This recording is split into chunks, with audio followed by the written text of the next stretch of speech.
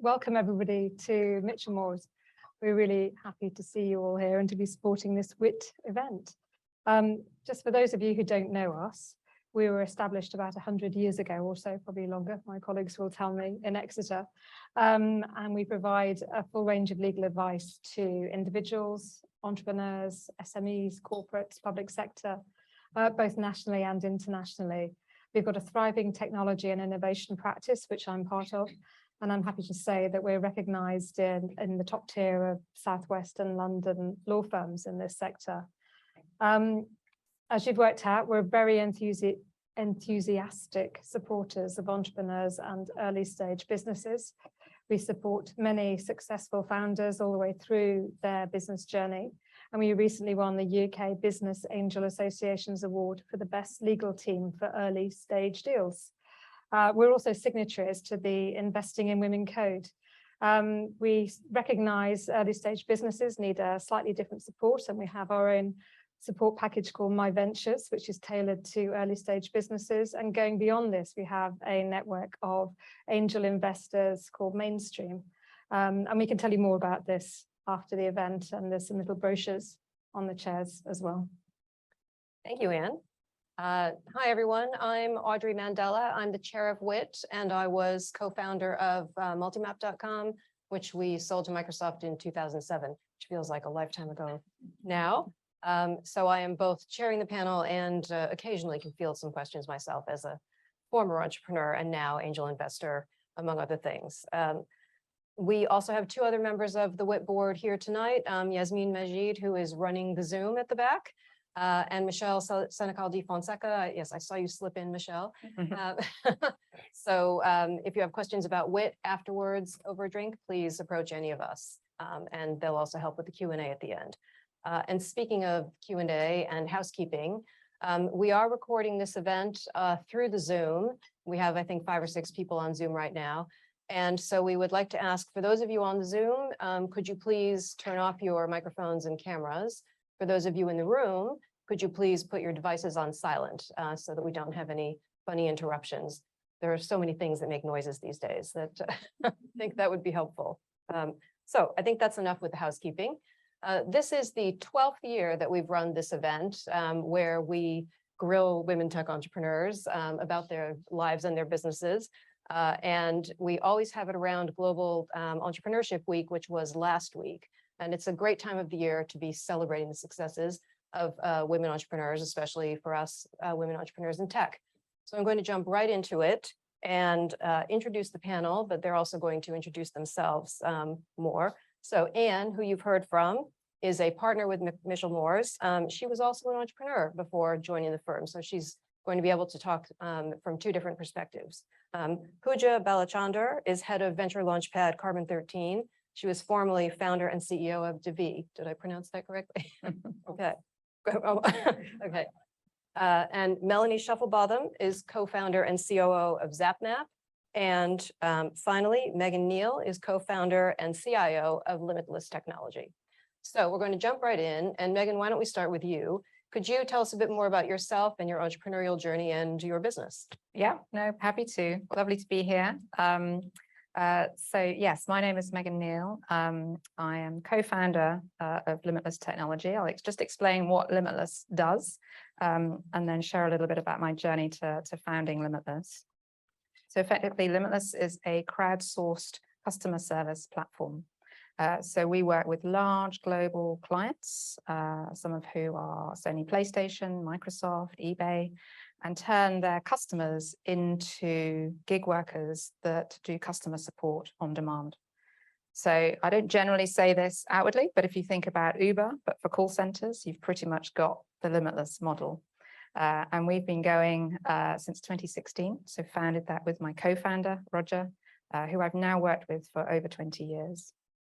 And my background is in this sector. So I've spent over 20 years in customer services in terms of contact centers.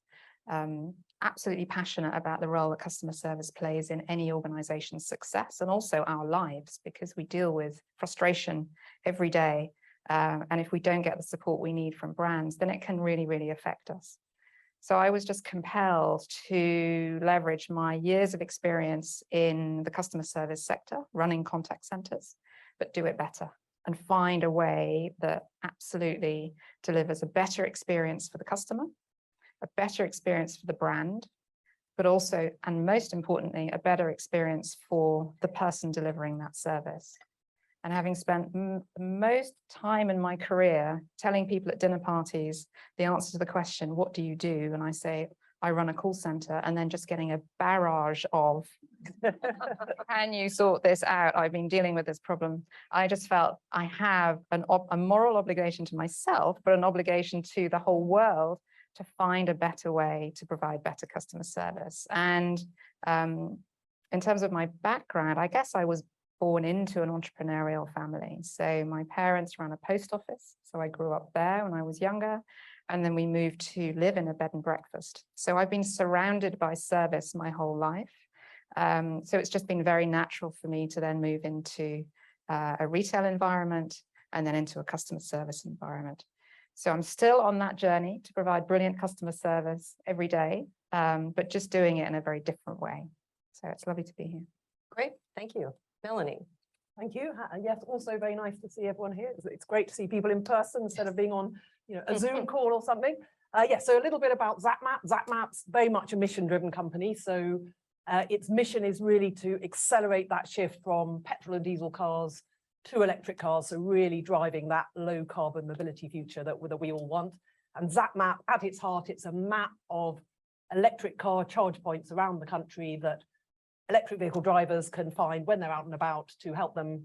We help them find charge points, plan their journeys, and pay for charging. And really our goal is to really make this as simple as possible to help EV drivers wherever they go. So we started this in, people say, oh, how did you get that idea? And really my business partner and I previously were running a website about trying to find a low emission car. So you're able to search for all sorts of different technologies, PNG, LPG, petrol, diesel, plug-in hybrids, electric, etc. And really could just sort of rate all those cars and see the whole life cycle environmental impact of those cars.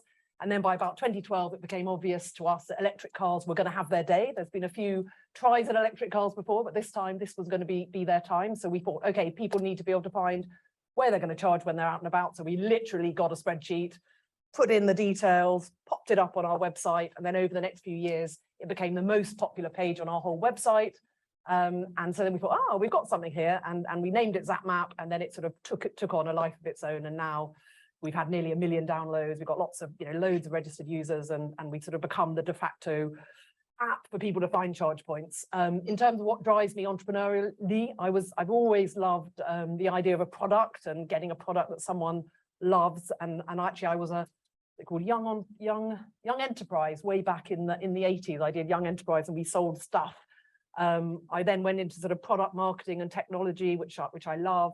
I worked for all sorts of different companies, software, hardware, dot-com boom. I had my first go at being an entrepreneur, but I have to say I experienced failure. So the second time I did it, after I'd had my 3 children, I thought, right, I'm not going to fail at this one. So this was much more sort of mission driven. And so far so good. Yeah, there we go. Great. Okay.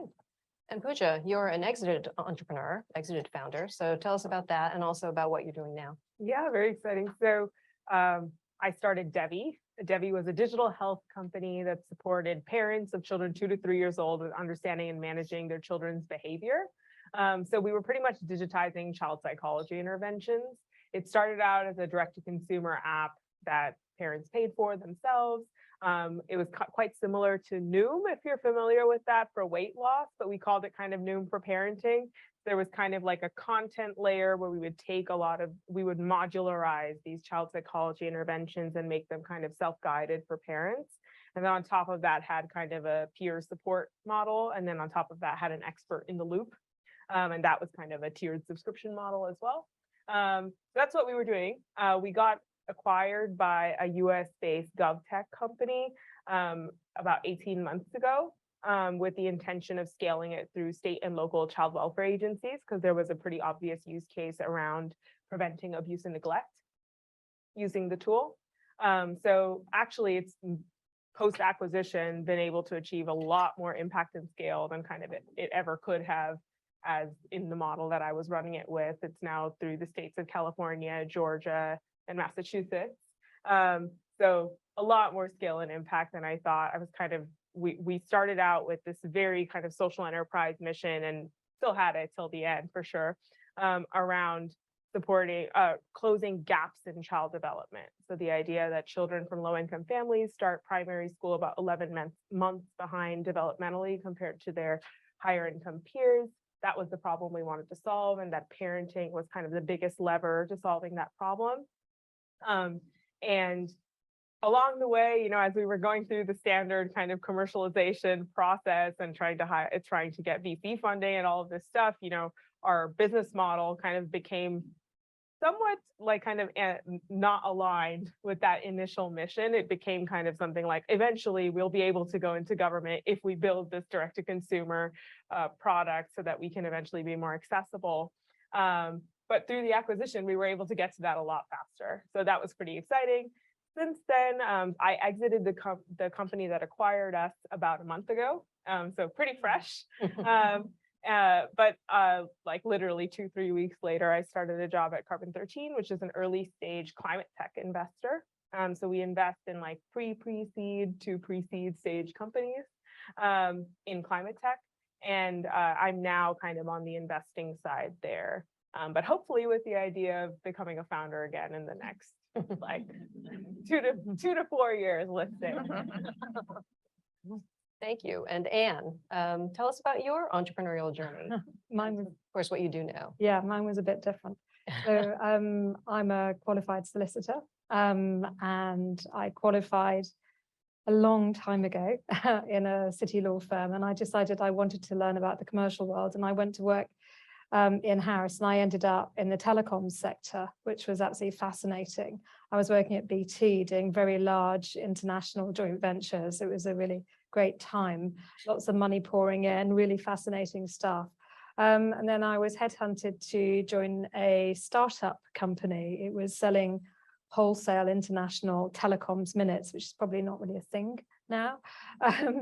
So I joined this company as a sole lawyer, and that was great. We were a joint venture company backed by large telcos and other large investors. And they decided eventually that they wished to sell the company. So the other members of the management team and I decided we would try and have a go at doing a management buyout and establish a whole new business which involved setting up an optically switched international telecommunications network all the way across Europe and into the States, which was really quite a big project. And so we went out to the VC market, and we managed to persuade the Soros Private Equity Fund and Merrill Lynch to give us some money to do this. So I was part of the management team as a lawyer, but suddenly finding myself actually looking at strategy and business plans and becoming much more of a business person than I had before, whilst also still running the legal and the regulatory function. So that was really, really interesting. It was a very interesting time in the liberalization of the telecoms market. The business grew very quickly and rapidly, but then unfortunately the dot-com bubble burst and Enron happened, and our backers decided they no longer wished to support us. So we ended up actually putting the company into administration. So I've really seen it was quite a rough ride, but you certainly learn an awful lot during a journey like that. And I really enjoyed my entrepreneurial time, really enjoyed working as a co-founder, establishing a business and taking all of the legal knowledge that I had from being an external advisor to actually really helping build value in the company and helping shape that and look for opportunities, using my legal knowledge to look for opportunities for new markets of business to get into. So although it wasn't the outcome we had wished for, it was certainly a very interesting time. And since that time, I actually then went back into becoming an in-house lawyer. After that, I had 2 young kids, needed to pay the mortgage, and there wasn't really a great call for people in that sector. So I went back into working as an in-house lawyer.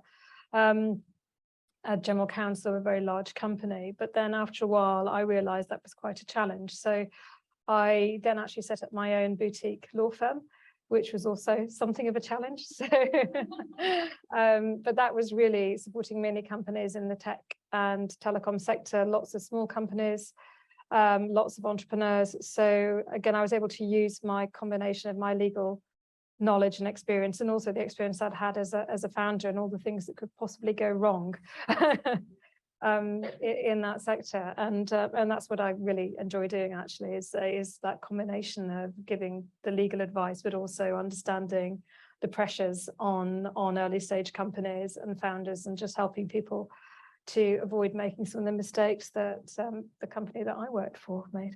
Thank you, Anne. Well, let's go a little deeper into some of those challenges, actually. Melanie, would you like to start with, tell us a bit about some of the challenges that you faced? And I'd also be interested in whether COVID-19 has had any kind of an impact, positive or negative, on the business, because I think some of them might actually, some businesses might actually have seen some positive moves. Sure. Yeah, great. Yes, I think the challenges, the key challenges at the beginning, I think, was really around resource. We effectively went into the business before, at the time, we thought there were loads of electric cars out there, but in fact, there were probably only 5,000 or something, which isn't really a market. So I think our key challenge at the beginning was just literally being able to keep body and soul together, try and get some money in. So we totally bootstrapped it till 2019 to get some money in, to be able to pay the people who were working, who weren't very many of us, and us a sort of minimum wage. So I think, that's when I look back at those years, that was definitely a major challenge. So we created some revenue streams, because obviously we didn't have enough customers at the moment to do subscriptions and payment, which is our key revenue stream now. So we did insights, we got a couple of government contracts, we started something we were good at, was selling media on our previous website. So we sort of cobbled together some money to be able to keep it all going. So that was number one challenge. I think number two challenge was around getting, sort of linked, I guess, is how do we get to the next stage? So we definitely got to a point where we weren't really able to expand. We had so much to do, so many opportunities, but we didn't have enough people, but we didn't have enough money. So we sort of got in a bit of a cycle. So I think in terms of, if I was to do it again, I would probably look for money earlier.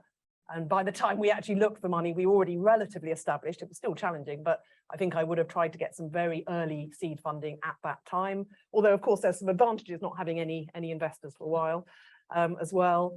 Yeah, and then I think as we've scaled up, so we've had 2 sets of investment now, I think there's definitely been challenges having to sort of step up and satisfy the board with information. So when we had our first investment, there were 6 of us and we quickly went to 12, but there was just the 2 of us, my business partner and I, running the company. And we had so much to do, yet we had the board who were telling us all these things we could be doing. We're like, yes, we know we could be doing that, but we're trying to get this done. So I think that was a big challenge.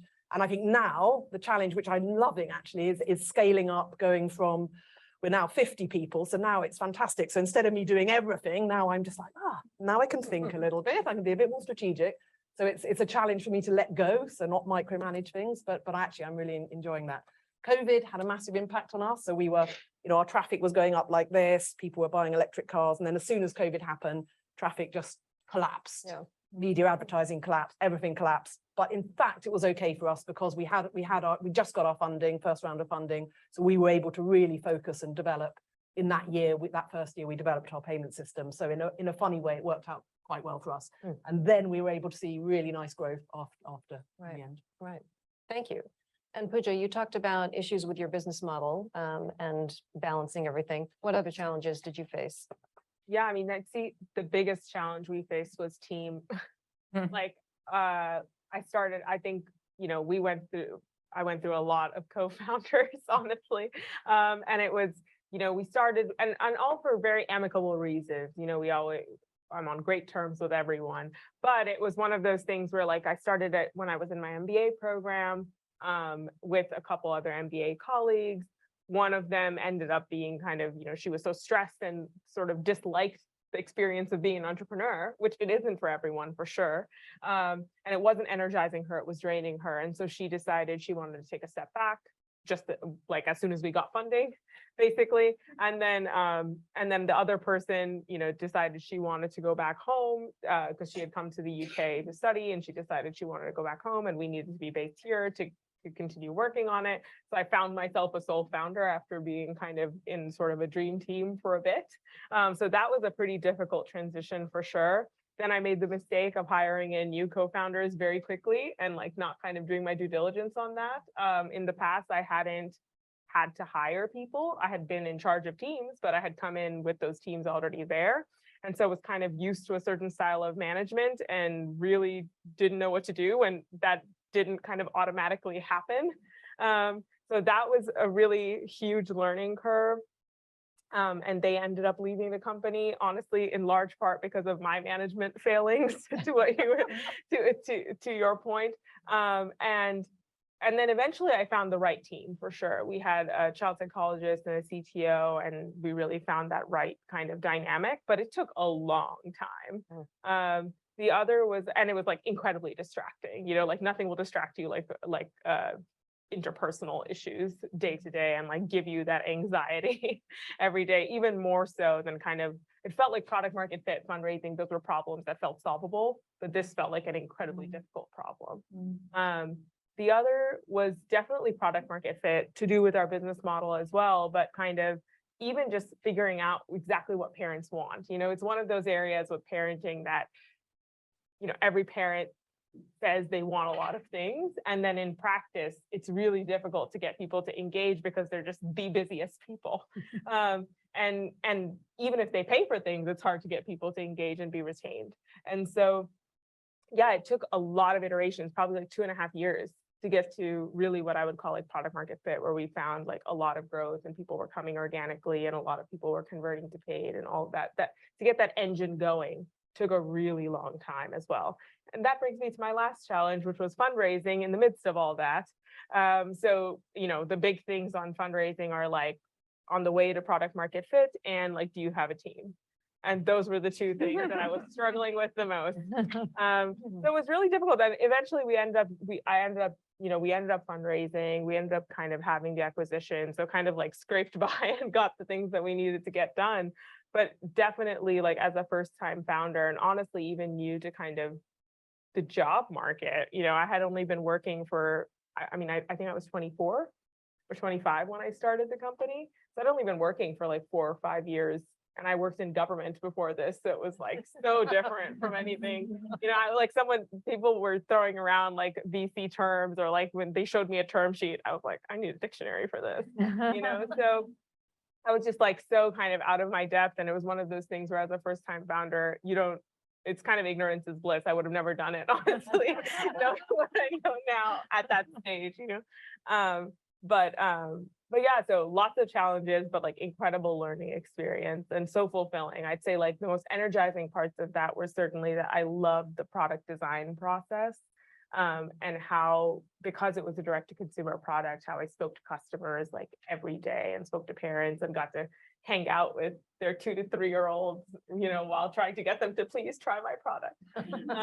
And so yeah, just like it was a really, really enjoyable journey, but wow, really difficult as well. Thank you. That's a lot of challenges. And Megan, what about you? Well, before I jump into that, I just want to, it's great to get such honesty, actually, because it is tough. And I don't think it matters how old you are. No one knows what a term sheet looks or means. So you see one and you go, yeah, okay, you are a guru. Because I was looking at one when I was 45 and I had 20 years experience and it still was gobbledygook to me. So kudos to you. So challenges for me, if I think way back to the beginning, I think in that first early fundraise, so we've done 4 rounds, pre-seed, seed, pre-seed, which was largely angels with one strategic that came in, Unilever Ventures, then a seed, which was an early stage VC, then an A, which wasn't really an A, it was quite small, 5 million, and then a B, which by US standards wouldn't be a B. So, because we're in the UK, right? We don't get the big, it's okay. So I'm happy, we've got the money in the business to really focus on the product and the go-to-market. But those early stage conversations, when we knew we had a brilliant idea, we knew the market that we'd been in for 20 years needed to be completely transformed. And we were absolutely confident that we were the people to change it. Because if not us, then no one else, right? We had to be there to do that. And my co-founder and I are both non-technical. So the first challenge we had was going into VC conversations as two co-founders with actually no CTO at the time. We needed the money to hire the CTO, and we knew who we wanted, and he was in. He was just like, I kind of need to be paid, so we need some money. And that was the challenge, convincing VCs that that we're going to be a high-tech business, but we don't have a technical founder.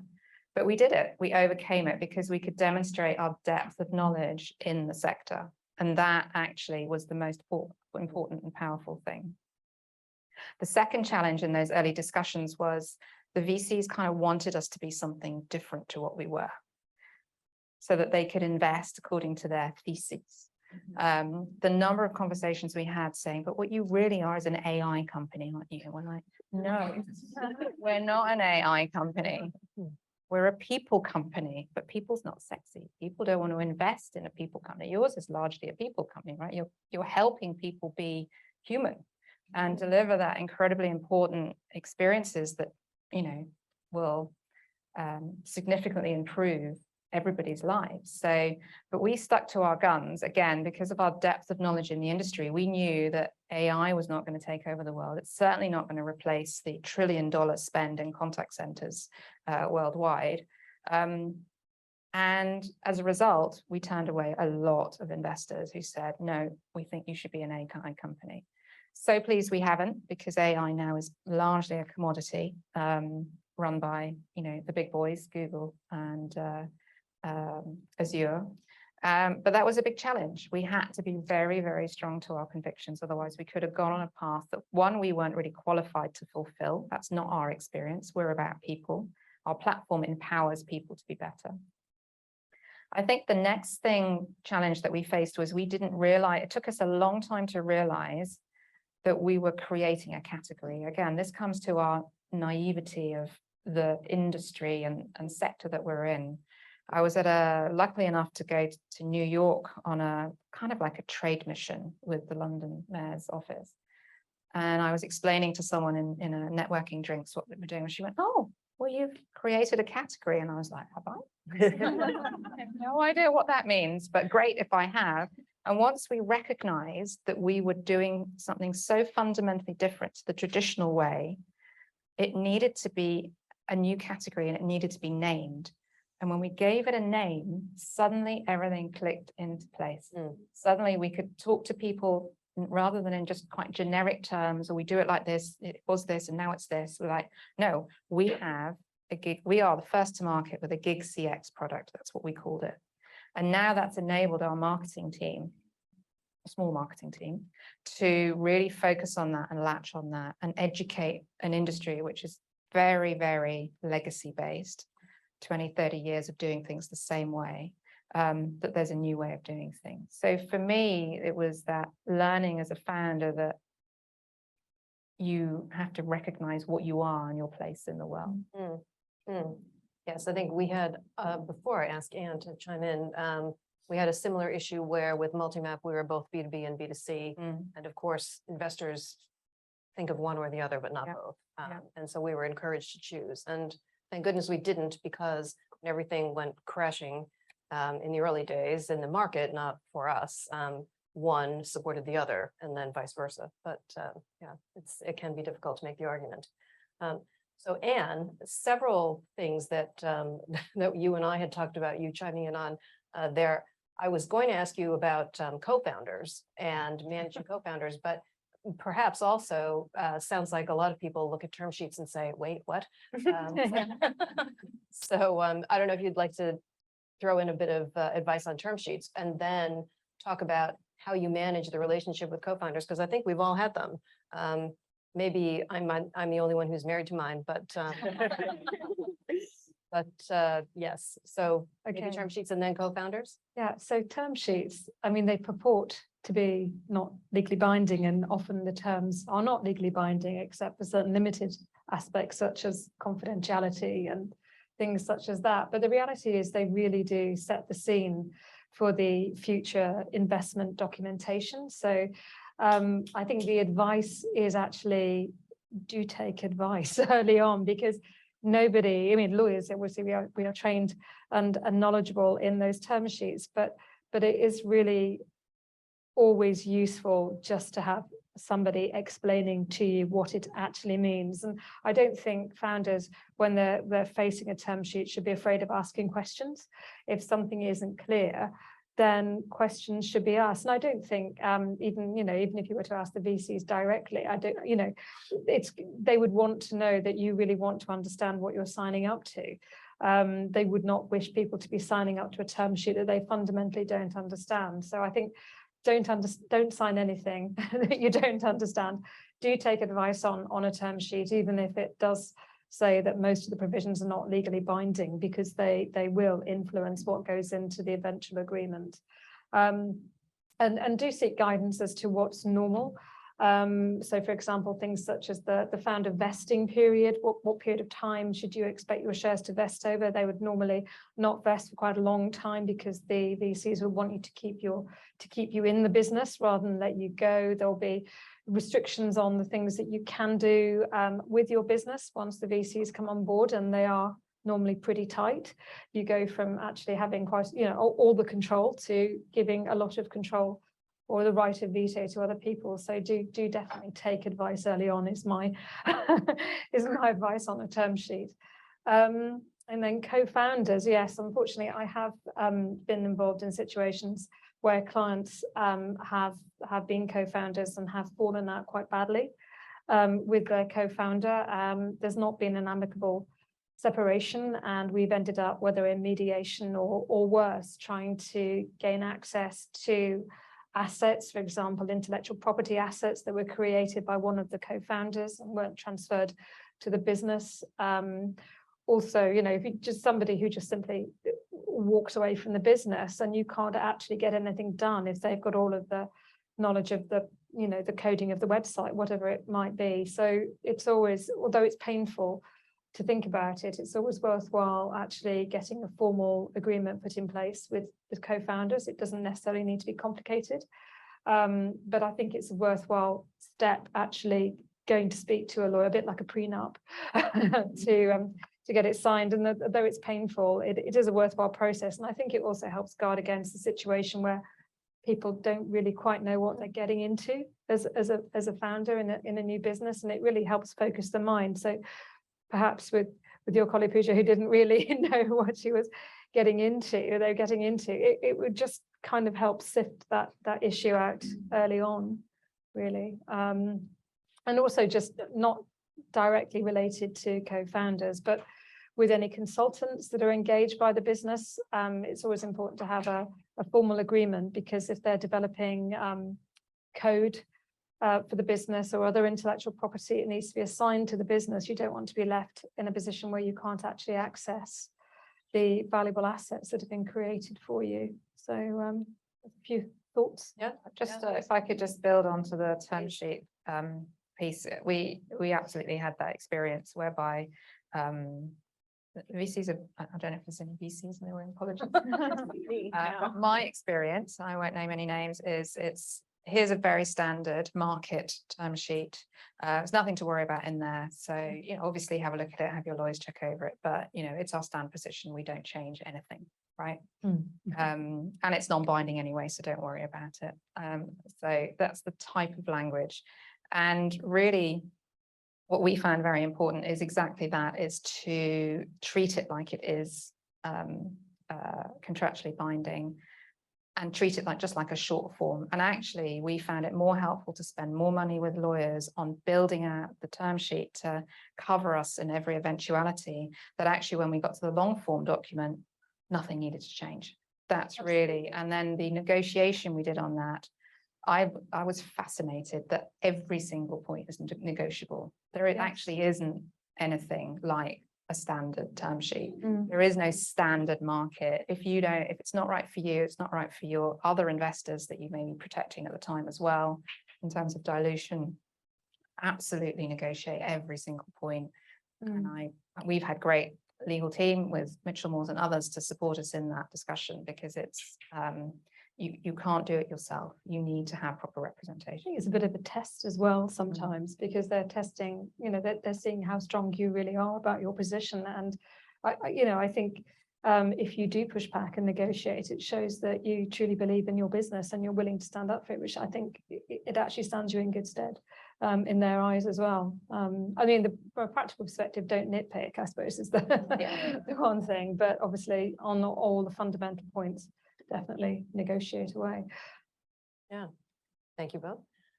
Now, best and worst decisions. You might have addressed some of these when we were talking about challenges, but Puja, would you like to start on that? Oh, that's a big one. Yeah.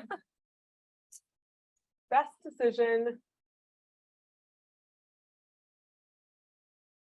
Probably my best decision was selling, honestly. I mean, it was just honestly, both for my kind of mental health, after like 3 years of 18-hour days, it was kind of like I was pretty burnt out at that stage, and the offer came at the right time. And I think like also just looking at the time, I was really, really torn, because we basically had like a term sheet, or the last term sheet to put together our $500,000 seed round. And then the same week, literally, we also got the acquisition offer. And I had kind of reached out to a friend about the acquisition. It's not someone, a personal connection was the one who like owned the company that ended up acquiring us. But I had reached out to him, months before, in a moment of desperation with my fundraising, being like, is there any way I could possibly build this with your company? Because I feel like it's sort of related, and so I ended up just kind of having a chat with him, and he said, keep going. I think you'll be able to raise it, but we'll talk in a few months. And he literally actually ended up coming through in the same week that term sheet had come through. And I, so agonized over it for maybe like 2 weeks, where I was sitting on both of those things, and eventually kind of made the decision based on both, like the impact and scale potential of just kind of how much longer it would take me to reach the same number of people, and especially the profile of people that I had initially started this company to reach, under like my current model versus what I want versus through the acquisition. But knowing that like kind of personally, I had this vision of, I wanted to take it to these new heights, that I had the term sheet on the table, and I could kind of do that and retain full control of or not full control, but retain control of what I was doing. And so that was like a pretty difficult decision for me, but it really ended up being the right decision, even physiologically. I just remember like my skin cleared up, like literally the week that I made the decision. So I think in many ways it really felt, I think that was probably the best decision I made. Worst decision I made. Oh my God, there were so many. I don't know how to pick just one. Probably the worst decision I made was just rushing to bring in new people on my team when I was just feeling kind of alone after my former co-founders, who I kind of had that co-founder magic with, left. I brought in people too quickly. I didn't know how to manage them well. I tried to partner with another startup that ended up almost becoming like a legal issue, so it was just like so much unnecessary stress. I probably wasted, 6 months where I didn't build the business at all and was just kind of caught up in these interpersonal things. So I think just making that decision way too hastily was probably my biggest mistake. Thank you. And Melanie, what about you? I think from a product perspective, we made the best decision we made was not just having an app on its own, so a sort of pure play app, but rather, because of our experience with the website, we decided we would build up a nice digital footprint. So we created, because for EV drivers, a lot of the move to electric vehicles, there's a lot of knowledge that people need to get. They need to understand, how much does it cost? How can I charge? Where are the chargers? What's range? There's all sorts of questions. So whilst this was quite early market, it's still totally, we need to do that now as well. But we started with an information guide, of which the map was in the middle. And so what that allowed us to do was we had a really nice digital footprint, which has stood us in really good stead, even now, 8 years later. So we now get we hardly have to do any marketing. I mean, we will in the future, but at the moment, because we get so many people just coming partly from word of mouth, but partly from our digital footprint. So I think that was a good thing. And it also allowed us to create a platform, you know, as you were talking, so we're not B2C or B2B. We position ourselves as a platform. We've got a consumer facing brand, which is out there, but we also have all these business services. And, you know, and I think that was quite a good decision. I mean, in terms of bad decisions, I think we, you know, a bit like you, I've been pretty burnt out in my time. I feel fine now, but I've been very burnt out, and I felt very stressed and overwhelmed by it for a long time. And I think, you know, back in whenever it was, you know, 2019, I think we tried to start getting funding in 2018, but it took us a year. You know, we had a whole load of people, 2 or 3 fell through when we had the term sheet, and we'd even signed 2 term sheets, and then for various reasons they fell through. So those were really bad times. And I think, yeah, I don't know what the decision there we should have made, but maybe we should have just down tools and just focused on investment, or got some angel investment. I'm not even sure what we should have done, but it was hard work at the time. So I'd say that was, you know, that's where I would have done something a bit different in retrospect. I think best decision as a foundational decision around the business concept was really building out what we call our good gig charter and our good gig principles. And I was explaining to Barrows here earlier how it's really just helped us make sure we stay completely aligned as a, not just management team, but as a company. And this is a set of principles that we abide by when every decision we're making in the company, whether it's in the product, whether it's in hiring, whether it's in process, or whether it's in our go-to-market and sales and marketing. And it's really about doing the right thing for the individual that does the work on our platform. How do we make sure they're paid fairly? How do we make sure they're protected in their local market for gig legislation? How do we make sure that we're protecting our clients? Because this is a very complex area around gigs. So for us, that still holds true today. The good gig principles are such a fabric of our business, but they're also an amazing marketing tool, and our clients love it. So it kind of just, if I would, you know, urge and encourage anyone, is to just find what are your guiding principles. You're a very mission oriented business. It's very easy then to latch onto it. But every business can have their guiding principles that they can align everyone by.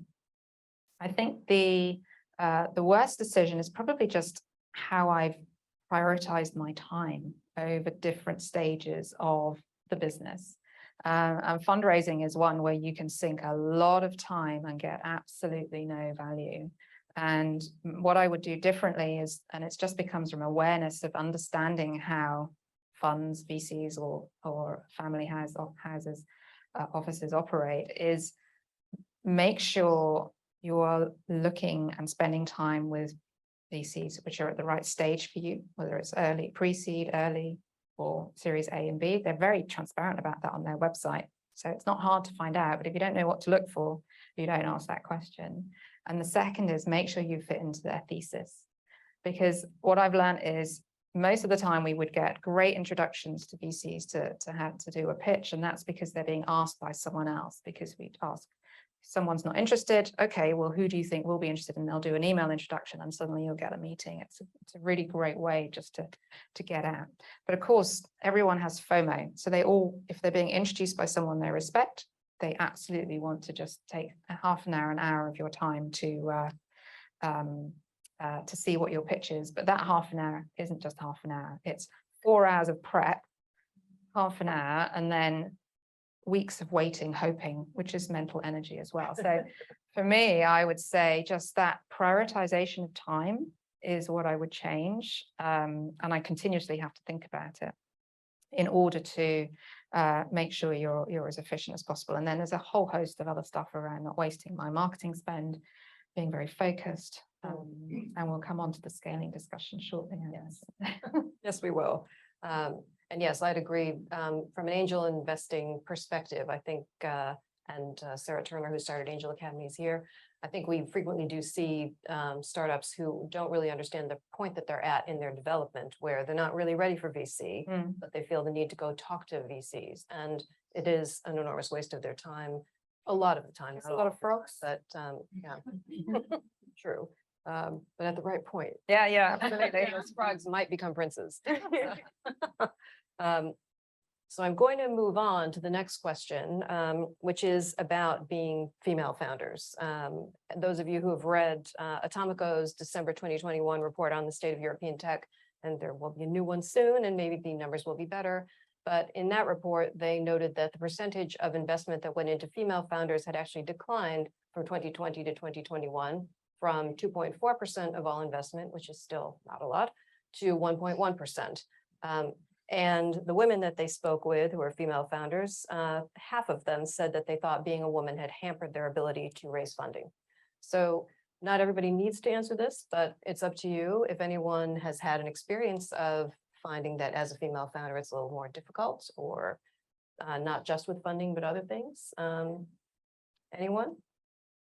I'm happy to share a perspective. I think I'm very fortunate that my co-founder is male, and I therefore think it's great because I tick a box, which is great. When you go into a funding, you know, it's people love to be able to tick that. Yeah. Very little diversity box, because it's a very small box at my level. So I think from that perspective, I would absolutely say I don't think I've personally been disadvantaged at all. What I do think as a whole sort of industry and sector is kind of like there are three things that we need to do better at. And the big thing for me is more female angel investors. I see, and I'd love to get your perspective on that. You know, my stage in my career, I have a lot of people in my network, women in my network, who are incredibly successful businesswomen with wealth and assets attached to them. But I can count on one hand how many of them are investors. Whereas I know equally the same number of male businessmen, and they are much more likely to be an angel investor. And I would love to understand why that is. And is it just, yeah, right. Because that is something that I think if you get more female angel investors in the market, that will just encourage the whole female entrepreneurial investment sector. The second is mentors, which we talk about a lot, and this is a great place to start, obviously. And for me, that is then about how we empower that to make it more accessible. And this is obviously phenomenal, and just do that on a much wider scale.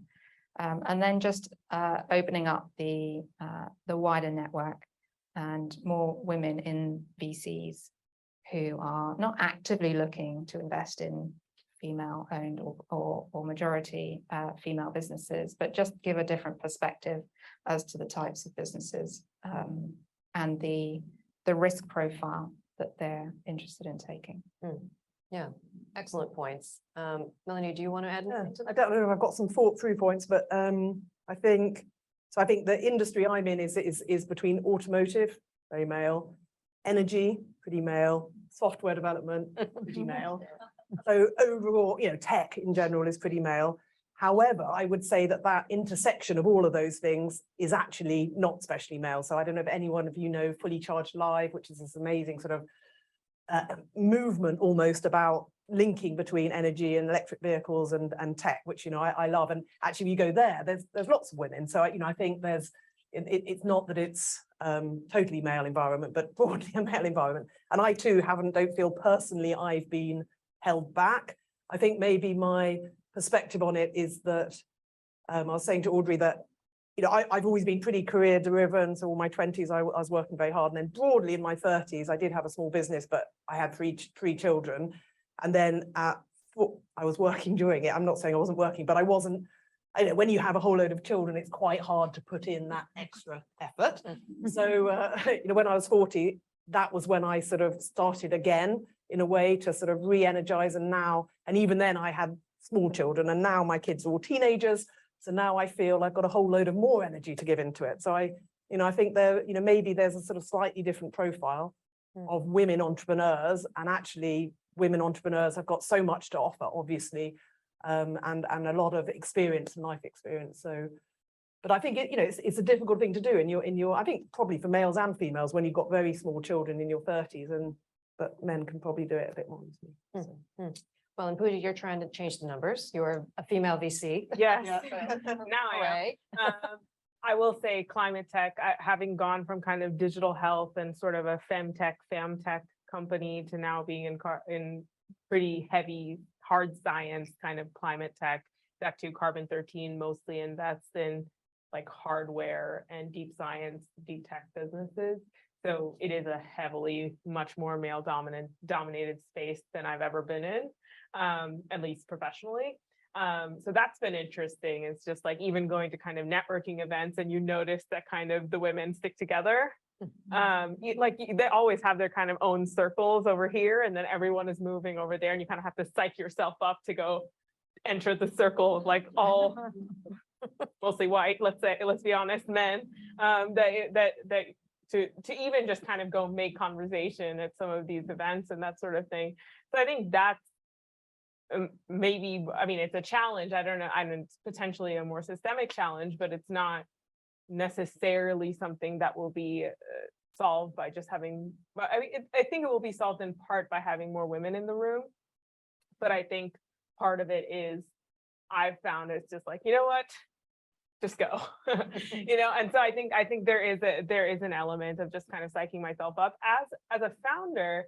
I did find, because I was in that femtech space, there were a lot more female investors, because they tended to get the parenting space in particular.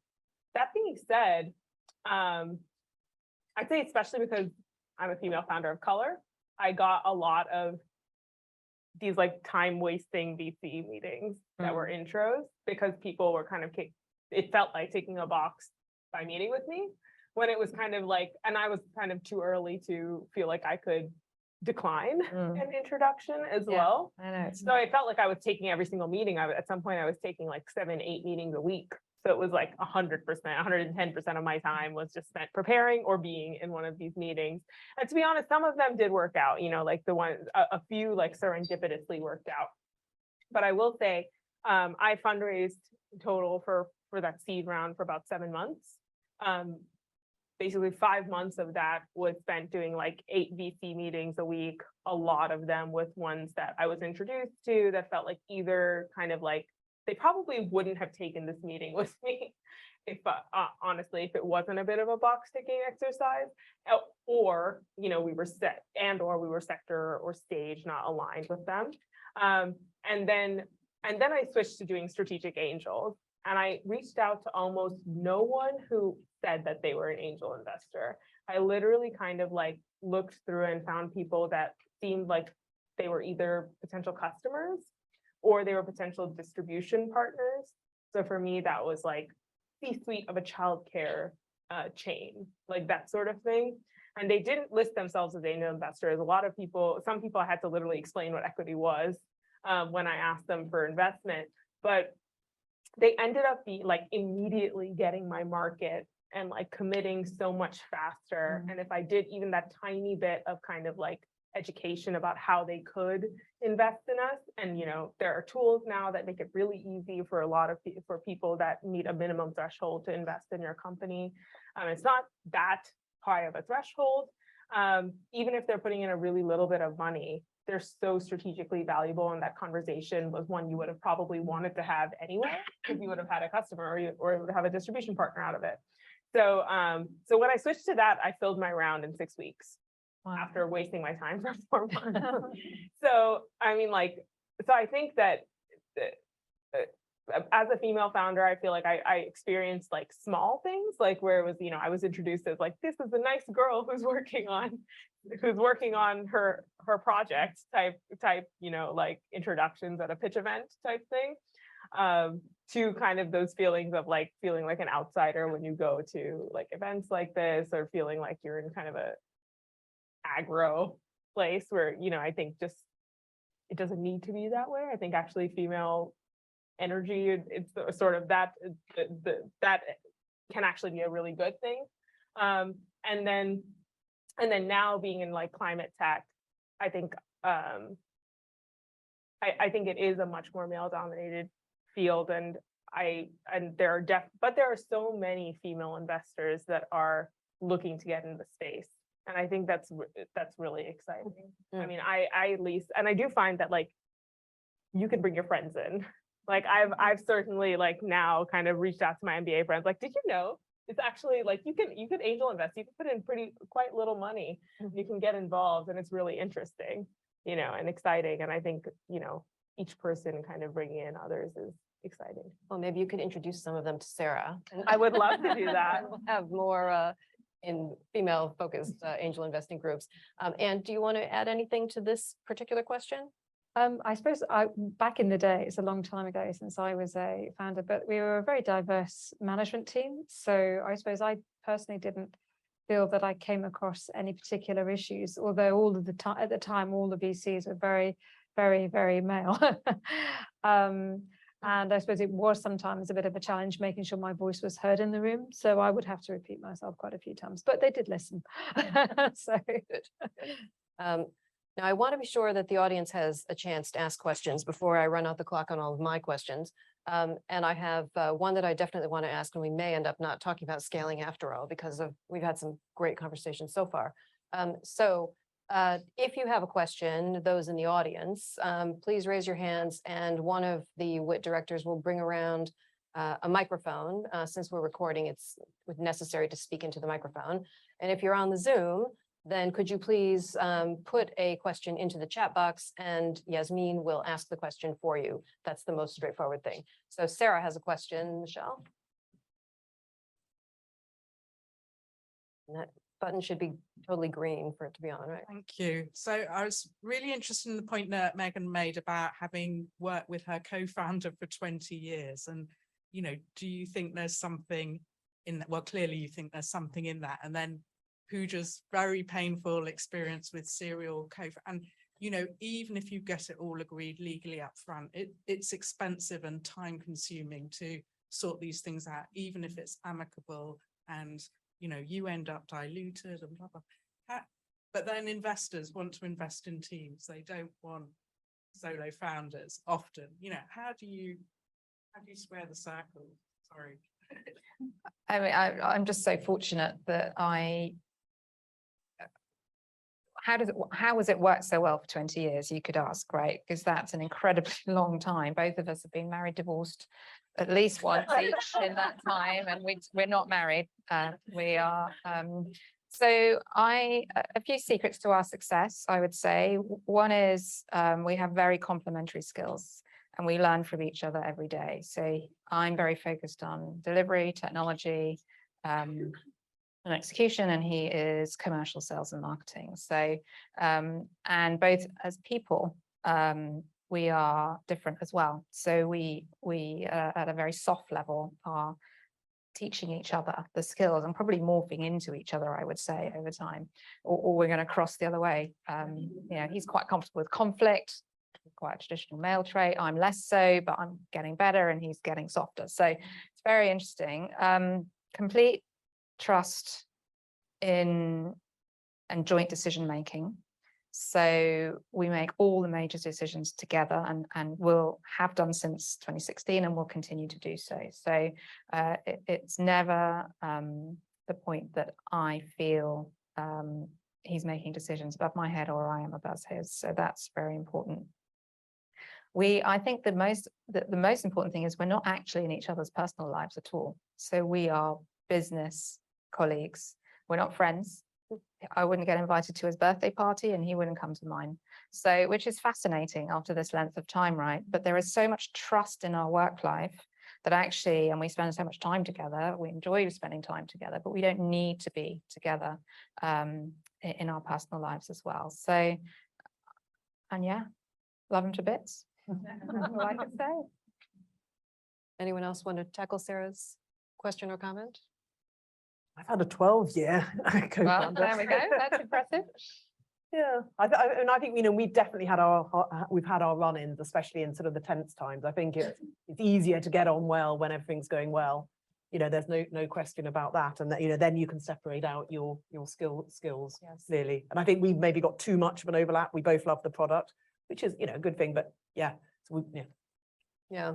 Yes. Sorry, I was laughing because I was watching Yasmin, who used to work with us at Multimap, looking over at Sean. Oh, really? That's very true.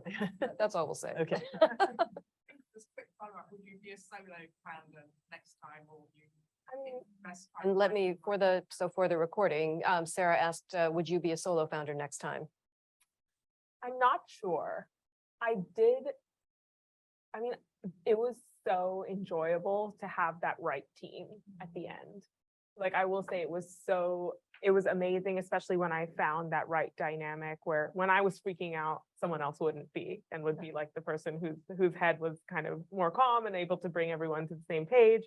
And like vice versa, when they were freaking out, it was my turn to be like, okay, it's fine, we got this, you know?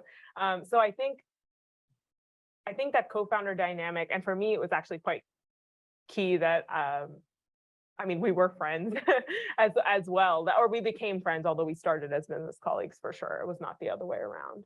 So, yeah, I mean, I think I wouldn't personally, but I think ideas are a dime a dozen and execution is everything. And I would probably rather wait for the right team, even if I had a really exciting idea, rather than kind of pursue something solo. That's probably my takeaway from it, because I kind of slogged on what I knew was a good idea for a long time as a solo founder, or a quasi solo founder when I had other people. But and I just felt like it was so much more of an energizing process when I had other people around me. But that might have been just that. I think that's also down to personal preference. I met another founder recently who's like incredibly successful and said that, you know, she had a really terrible experience with a former co-founder, and the next time she was determined she wanted to be a solo founder. So I think I had both experiences. I had terrible co-founder experience. I had a really magical one. I want to recapture the magic ideally. Sounds good. Yes. Yeah. Other questions from the audience? Yeah, I have a question. I don't know whether you realized this, but when you were doing your introductions, I'm not a tech entrepreneur. So when I came here, I thought, I'm not going to understand any of this. But what was really clear when you did your introductions, that you each described the purpose of your organization. So you're all about improving people's ability to bring up children early years. You were all about helping people find electric charging. Megan, you're helping improve customer service of contact centers. It was just that really clear, simple to understand purpose came over very clearly in when you did your introductions. I just wonder how much did that sense of clarity of purpose help guide you through some difficult times, or were you ever tempted to stray away from that and find yourself diverted somewhat? And how did that work out? Anybody like to start on that one? I mean, I think, you know, we've always been really mission driven, and that's actually, we've had no desire to stray away from that, because it's so obvious that there's a gap in the market, and we were filling it. And I think what's nice about our business is that you always want to be in a business where the graphs are going up to the right, and there's 2% of cars are now electric. By 2030 it's going to be 30%, and that's, you know, exciting. You know it's going to happen. And I think the big thing was when the government said by 2030 no more new petrol or diesel cars. We're like, right, this is happening, and we are going to make this happen. And actually it's been really great for us, helping us grow, because lots and lots of people now want to work for a purpose-driven company as well. So it's really helped us recruit and finding, I haven't really talked about much about our team, but in fact our team is the most important, because we're all, we're software. I'm not a software developer, but half the team is a software development, and that's really hard to find. And so you've got to have some kind of reason, why people want to join you, and all of them are, purpose driven. And if they weren't before, they are now, because they've sort of been pulled into the culture. Yeah. So yes, for us, we didn't feel the need to waver. Well, and Megan, people were trying to get you to waver. Yeah.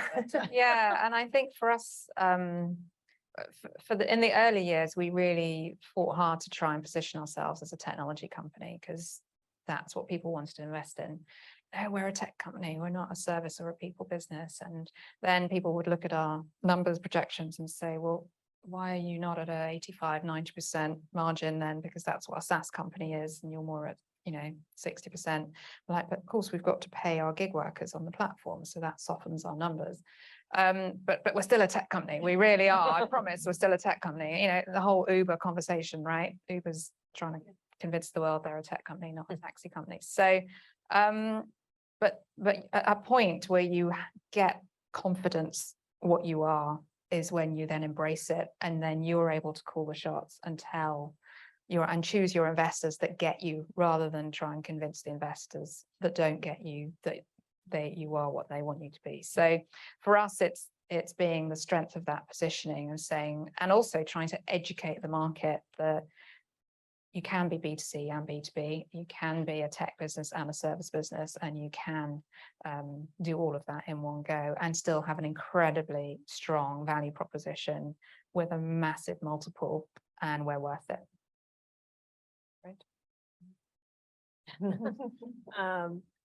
I think just as an entrepreneur, you're always trained to focus on the problem.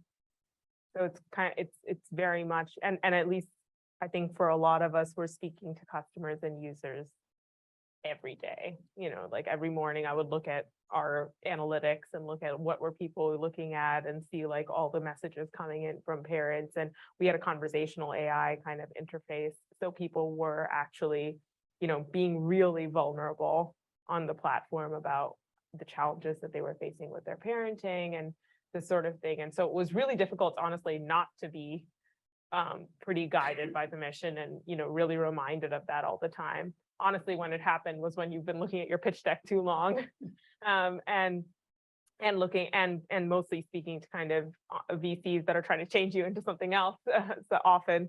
But then you come back to the core problem you're solving. And for us, at least, we were in a fortunate position that our retention and growth were very much aligned with just and revenue were very much aligned with like, how well are we solving the customer's problem? Because it was a direct to consumer model. So it was very much kind of, you know, they'll stop using it if they don't find it useful. They won't come if the value proposition doesn't sound good, and they definitely won't pay for it. And so as long as those were actually really, really good indicators of what we wanted to do. Eventually, what the part of the mission that we found it difficult to stick with was not kind of like solving that parent challenge writ large, but, you know, we wanted to also close that developmental gap, which meant that we needed to be reaching parents who had a different kind of socioeconomic strata. That was really, really difficult. It was through some partnerships that we were able to make happen, but because there were humans in the loop, that is really expensive to keep going without someone paying that subscription cost. Eventually, when we got acquired, that solved a lot of those challenges because government was paying for those things. But in the interim, you know, that was the part of the mission that I was kind of constantly struggling with, was like, how do we make this accessible? How do we bring the costs down so that it's accessible to more people? And eventually we were able to do that both through a combination of like technology, where we were able to automate more and more of the service that we were providing, but also, through having a third-party payer. Right. Well, because we are now a little bit over time, I'm going to suggest that other questions be addressed over a drink afterwards, but I'm going to have my privilege of asking the final question of everyone. And you and I talked about all kinds of advice that could be given to tech entrepreneurs, women tech entrepreneurs. I'm going to ask everyone to give their one piece of advice. You can have two, because I didn't ask you some of the other questions. So what advice would you give?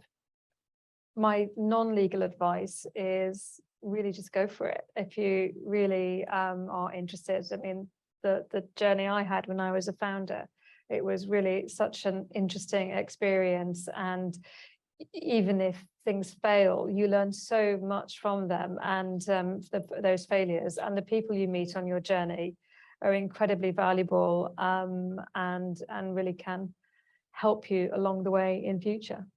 Right. Thank you. Puja? I mean, +1, I think dog years of learning. Every mistake teaches you more than the wins, honestly. But I think the other is find your people. So I think, like I said, for me at least, I thought having the right team around me was the game changer, even as nothing else changed. And then I think the final is just maybe fake it till you make it a bit, honestly. Like, I think, you know, no one knows what they're doing. And so I think to the extent that you're able to kind of surround yourself by the right people and just kind of be problem obsessed. I think the part you can't fake is understanding the problem, and understanding your users and that kind of side of things. But everything else is kind of is wingable, and everyone is kind of learning as they go along. So Or I think- learnable anyway. yeah, wingable, learnable, wing until you learn, right? But- Great, thank you. Melanie. Yeah, that's interesting. I 'cause I think there are different types of entrepreneur, and I think there's definitely that type, but I feel that I think you need to, have a purpose that drives you along through the hard times, because you need to know where you're going, because otherwise I think it's quite tough. But I actually think having a decent knowledge set in your sector is really important, and gives you that confidence and also the credibility to really be able to build something unique. You've got to create something that's unique, and you've got to execute, and it's not just about the idea. So I think, have a mission, have some knowledge, and really focus on the execution. Great, and Megan. Yeah, it's a piece of advice actually that I was given about 4 years ago. I was in the US, very exciting VC meeting with Sequoia. I was like beside myself that this was going to be it. It was going to, transform our fortunes. And we practiced our pitch on a client who was a CEO of a $1 billion startup who'd been doing really well. And he said, "Yeah, I'll listen to your pitch." And we did it. And he went, "Is that it?" And I went, "Yeah."